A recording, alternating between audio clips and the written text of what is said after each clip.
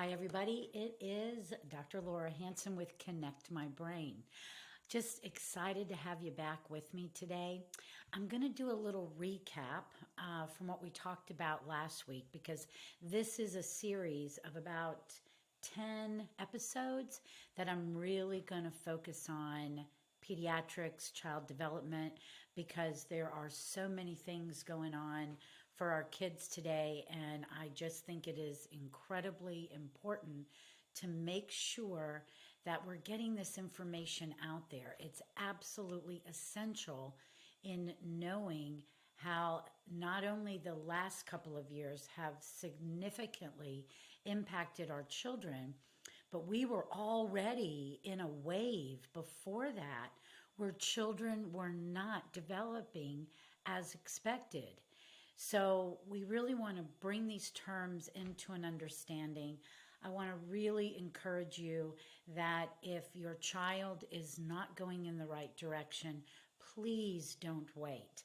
You know, we had this saying for a very long time, babies can't wait. Well, they really can't.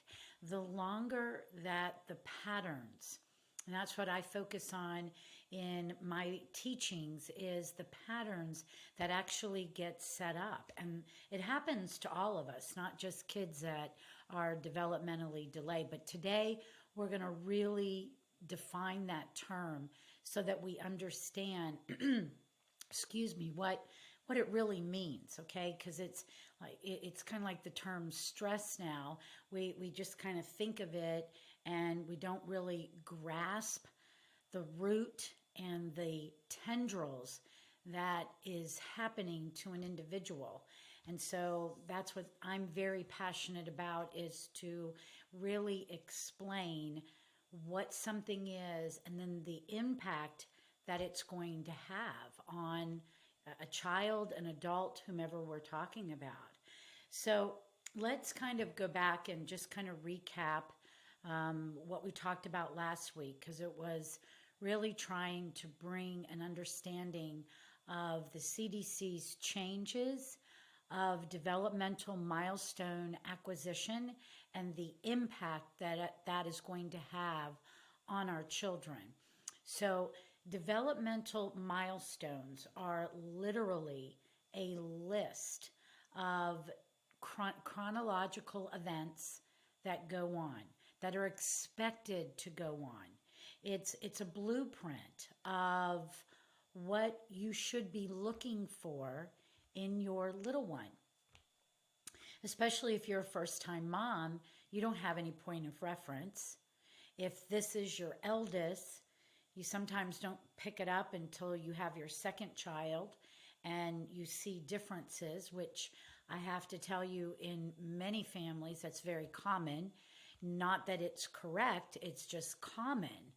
So we want to understand that these are signposts that tell us that the neurology is going in the expected direction. One of the things that's happening now is parents are even being told it isn't necessary for your child to crawl. It is absolutely necessary for your child to crawl. That's what begins to do this cross relationship of information from one side of the brain to the opposite side of the body. Now, there are numerous pathways, but we're going to try just to simplify, mainly because I really want you to grasp the impact something is going to have. When babies are very little, they go through stereotypical movements. Those movements are expected to happen at a certain age. They're expected to happen for a certain amount of time. And then what they're doing is they're literally changing the wiring. They're maturing the wiring that's going on in the brain. Recall, or if you didn't hear last week, go back and listen to this. But just for a brief recap, what happens is that we come into this world, we are fully formed. but we are not fully functioning. Just kind of, if you have a newborn or you've been around a newborn, the idea that that newborn is not doing reading, writing, and arithmetic. And then as our newborn grows into a toddler, they're holding fat crayons, they're drawing on paper, they're stacking blocks, they're doing different things. They're not just laying there moving around. So there's something changing in the brain. And we know from different type of research, articles, stories, that, for example, children that might be in an adoption center waiting to be adopted. And many times those children, more I think in other countries, but in some situations, there isn't enough stimulation because there isn't enough people in order to make sure that that child is getting the opportunity to explore their environment. Oftentimes, those children can be a year, 18 months behind. And I've taken care of a lot of adopted children, and especially when a parent receives their child, there's a lot of things to pay attention to. And what has to happen is you have to become that environment in which the child missed out, in an organic way, and they have to go through that experience. Same thing if a child suffers a trauma, like a traumatic brain injury. You have to become what that stimulation that the child would typically be doing for themselves. If not, there will be massive amounts of regression. Unfortunately, what happens in our healthcare system today, certainly not at our office, but what typically happens is when someone follows a traditional path of having their child evaluated and moving forward in some type of sensory motor program, they're looking at the child based on the age that they are. Now, this is kind of like working out at the gym. As long as I keep doing a bicep curl, I am going to increase the tone of my arm. But if I stop, I'm going to lose that muscle integrity because I don't have the foundation. So when it comes to children, there is a foundation. The same thing is true for your own development, okay? This is not unique to just speaking about children. We all came into this world this way.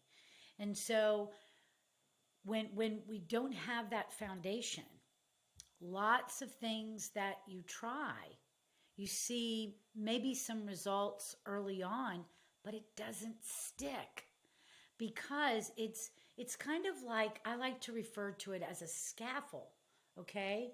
There are pieces that have to happen in order for the next event to occur in the brain. So in order to have the right tone, that's going to be your muscle control, in order to have the right movement pattern, in order to have the right cadence or speed of movement, it has to go through this progression. So today, what I really want to focus on is explaining this idea of delay. I want to explain what are some of the most common interruptions that happen, and then I want to tell you about the adaptation of the neurology. So what is developmental delay? It means that if I'm looking at the developmental milestone acquisition charts, and they go from 0 to 6 months, sometimes you'll even see one 0 to 3 months, all of these different chronologies. And there's expected things for you to be looking for. And they're broken up into 5 categories. It's fine motor, gross motor, social communication, and adaptation. So language is a really big deal today because we have so many children with delayed language, especially as it's been associated with autism. Recently, we've had a real surge of regression in speech because children have been wearing masks. And we won't get into the whys of the masks and the advantage, disadvantage. Well, I will talk about a disadvantage because I want us to see what this has been like for the child. Now, you have to remember, this child is an open window. And this is going on for years. This isn't just when they're babies and toddlers. This is going on for years. So if my mouth is covered, first of all, my speech is not clear. And you don't see my mouth. So you can't see how my tongue hits the roof of my mouth with certain letters, and you don't see the pursed lips with certain sounds. So what I said was, when you're wearing a mask, you don't hear with the proper articulation. It sounds very muffled. You don't see the shape of my mouth, the tongue to the roof of the mouth in making certain sounds like TH, or when my lips are pursed to say certain words. Now, I do think that there is probably a higher incidence of speech regression when perhaps there was already some mild to moderate developmental issues that maybe had not even been discovered. But we have just an explosion of this right now, and parents are running to get their child evaluated for speech. And I want to encourage you that there's so much to the formulation of sound. For example, when you're a baby and you're doing all of your ooh and coo, those are your vowel sounds. And this starts in the first quarter of life. Then you begin to add the consonant sounds, the harder sounds. Then you bring in a single syllable and then a double. Now, that's just communication. You also have an earpiece to this. So when you come into the world, you can hear low frequency sounds. You are going to acquire middle and high over the first 3 years of life. So there's a great sensitivity at that first 3-year mark. Now, there's many other things going on at that time that are absolutely going to influence how that sound is going to be interpreted. Your gut is maturing by age 2 and your immune system by age 3. So what that means is nothing is an isolated event. This is one of the reasons why here at Connect My Brain, we have a 3-tier approach, mechanical, chemical, brain, because you are never one thing by itself. So if we're only working on practicing sounds and we're not assessing all the other things that go on with that neurology, and I'm just mentioning a few, then we are not looking at the whole person. And this is what I mean by you can put a stimulus in there, you can have an activity, but if you're not connecting all of the dots, the likelihood is the information is not going to stick. Now, you may have a child that you would sit there and say, well, no, everything just went fine. Well, maybe truly that's all that was going on.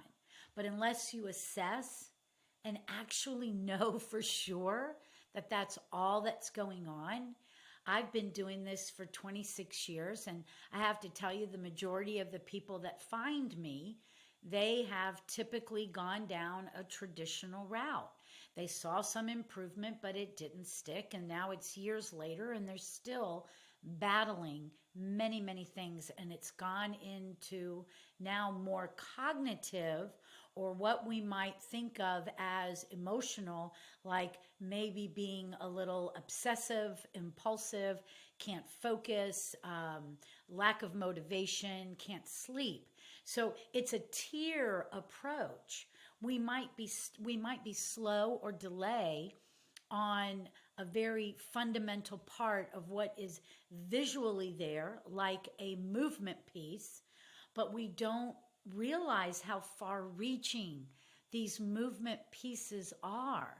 And the great thing about looking at developmental milestone acquisition is when you put the appropriate, and I don't like using the word stimulation all the time, because it isn't always about revving something up, okay? So let's at least define that word.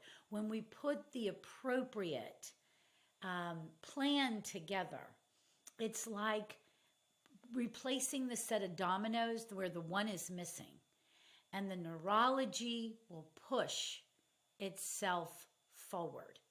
And that is so important. So developmental delay is when a child is not meeting a milestone in one of those 5 categories: fine motor, gross, social communication, and adaptation, in a timely manner. Now, the problem that we discussed last week that is now going to impact that is the CDC decided to change the dates. And one of the reasons is because over these storms of childhood developmental delay that have been going on now since the 80s, you have so many children that have not been developing as expected. So now we're going, well, let's let that be the norm. Please understand, that is not the norm. We have a functional part of us. It is never going to change. And when we wait, we are causing another storm, going into a tsunami of children that are going to miss out on their optimal development. So let's talk for a few minutes. What are some common interruptions? And let me just kind of preface, I've learned from my own experience many things. I had a C-section because I did not know. I did not know about childbirth.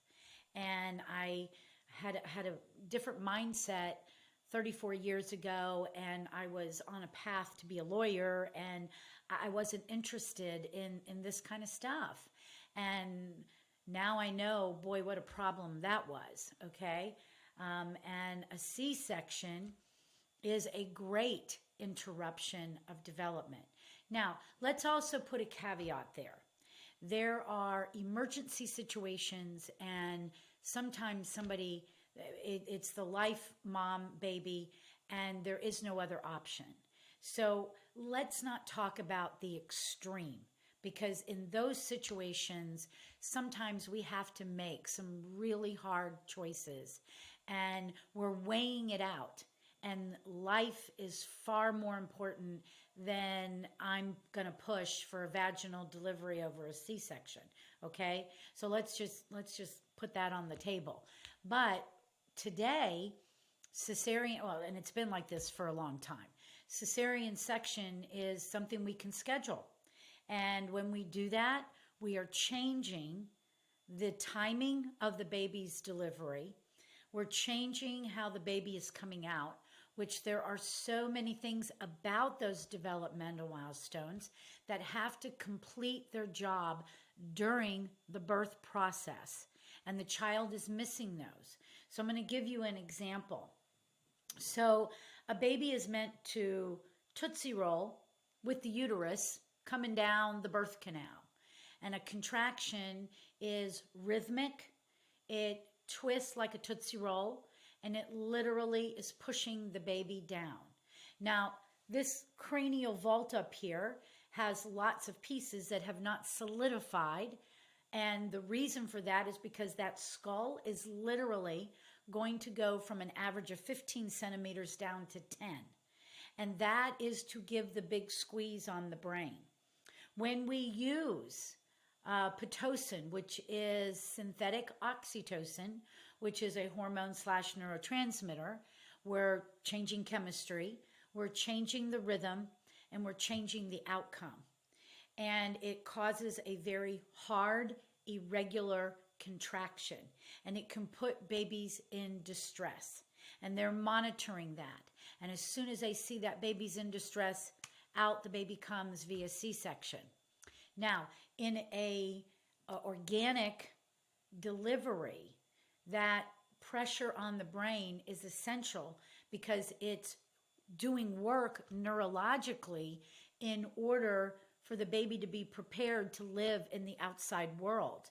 And when the baby comes down into the birth canal, it literally is tucking its chin, stacking its neck, and this part, the circumference of the head, is meant to match the opening of the mother's pelvis. Now, as that baby descends down and it gets the head out of the birth canal, it is going to use a reflex called the asymmetrical tonic neck reflex, and it's going to turn its head. When a baby does a reflex called that ATNR, asymmetrical tonic neck reflex, it literally is going to extend out the arm and leg on that side. And that literally is going to allow the baby to pull its shoulder under the pelvic bones, okay? So that is a rhythm. That is a reflex. That is necessary to put that foundation on the scaffold that's going to allow for further mechanical and neurological progression. The ATNR, asymmetrical tonic neck reflex, is actually the beginning of near-far vision. So for people listening on the podcast, the baby's in that little flexed posture. Their little fists are close up to their face. And so when they turn their head and that arm reflexively goes out, I have now brought my fist from in front of my face for near vision, and I've extended my arm to get that far vision. And it's that reflex is literally splitting us right down the middle. It's making two halves. And that is just so much neurology. I can't even begin to go into it today, but we'll have a podcast just on reflexes because there's so much to unpack when it comes to what does this reflex do to not only the movement, but also the brain. And that's the focus of the podcast, is to teach you about your brain. So in a C-section, I have the potential of incredible mechanical stress that could lead to chemical stress that's going to interrupt the neurological progression. I'm also not going to get exposed to the bacteria of what's in the birth canal from mom, and now my immune system has already had its first compromise. Now, that's a lot, and that's just a C-section, okay? So there are many interruptions, and without detailing them all out, let me just list a few. Next week, we're going to really focus on this idea of stress, and I will tie that into when mom's in stress during her pregnancy, then baby's going to be in stress. If mom has gone through all kinds of things to be able to conceive a baby, we absolutely have a chemical stress. that can impact that baby. We also now look at, okay, how are we going to feed this baby? And even today, we've got massive amounts of formula shortage. I'd love to do a podcast just on formula, but now we've got a bunch of moms in stress with their babies because they can't find formula and their babies need to eat. And, of course, we would love moms to all be able to breastfeed, but sometimes that's not an option for someone. They may be stressed and can't produce milk.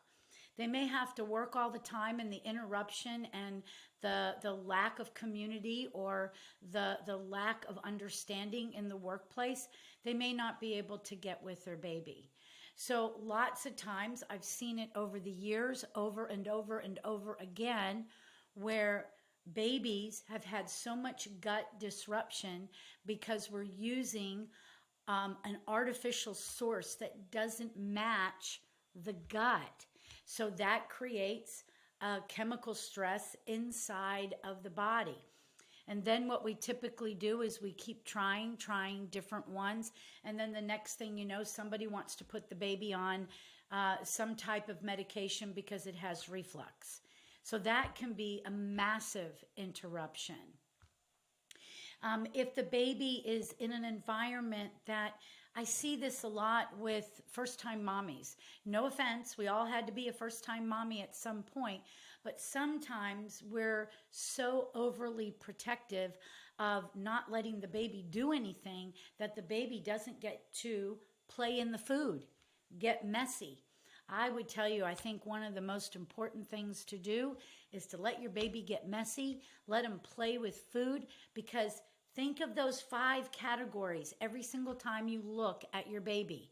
Where is the opportunity for fine motor? Where's the opportunity for gross motor, social, communication, adaptation? What is the baby getting exposed to? Now they actually, where there's a high sensitivity or allergies, they're actually introducing in our traditional healthcare model a allergen blanket to get this baby exposed to something so that their immune system will actually fire. So there are incredible numbers of potential interruptions. And the only way to identify what real interruptions happened, this is where, when I do an intake form, it's many pages because it's your blueprint. It will tell me exactly where the interruptions occurred. And it can happen because of mom's state of health, dad's state of health at the time of conception. It can happen during the pregnancy, it can happen during the delivery, and it can certainly happen once that baby gets out into this world. This is one, allowing a baby to, let's say the baby's not motoring around, and allowing that baby to prematurely pull themselves up onto a coffee table before their body is actually ready to load. That same thing is true for those jumpy things that you put in a door frame, or always putting them in a walker. You're taking bones that haven't matured yet, and bones are going to harden based on where the stress occurs.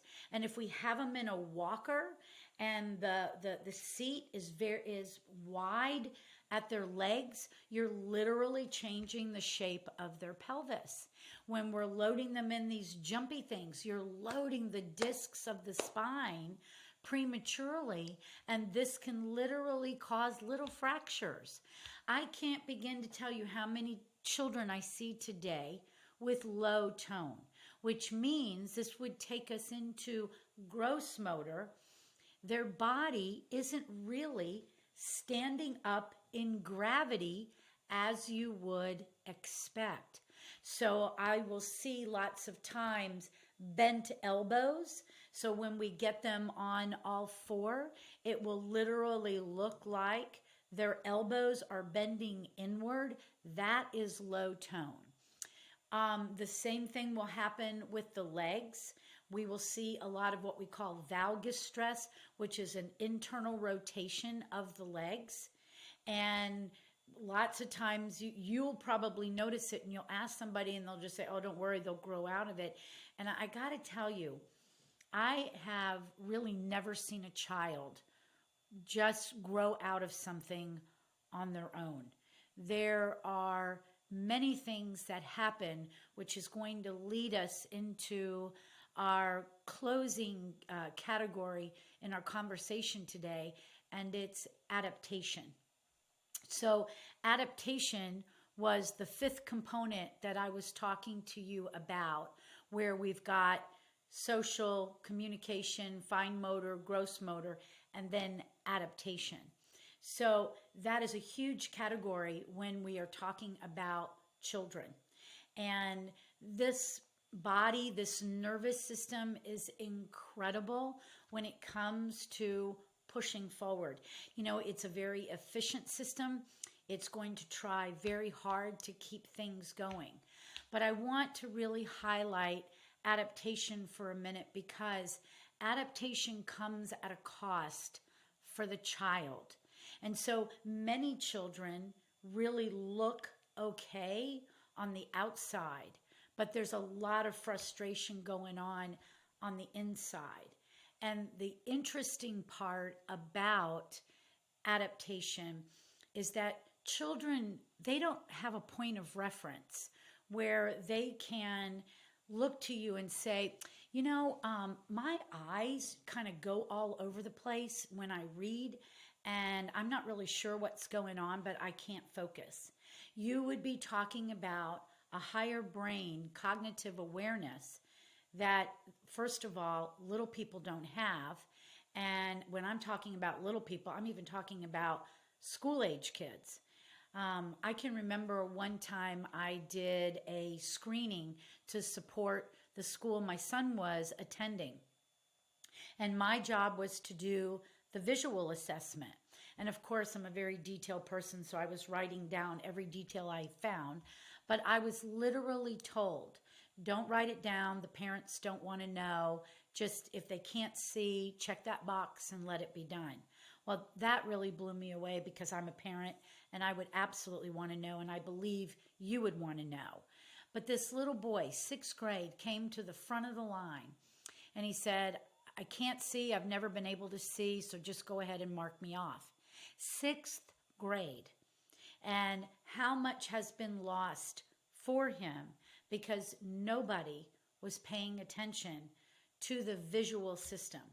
Now, your visual system has the acuity part, which is you being able to see, but it also has the oculomotor part. So in my practice, I can work on oculomotor, and that's the movement of the eyes. And when you come into this world, you actually, they are not teaming yet. You actually see double. And you go from visual acuity of 2400 to a closer to 2020 in the first 10 weeks of life. So looking at the movement patterns are very important. So for example, when I'm looking at how the eyes move, if I'm asking the child to follow the pen and the child turns its head to follow the pen rather than just using the eyeballs, we are now having to use the entire neck, muscles, bones, everything in order to see. So that is going to come at a cost. It's going to lead to increased fatigue because I have to use more than just the movement of the eyes in order to follow a line of print, work on columns of math, whatever the case may be. So this happens with everything.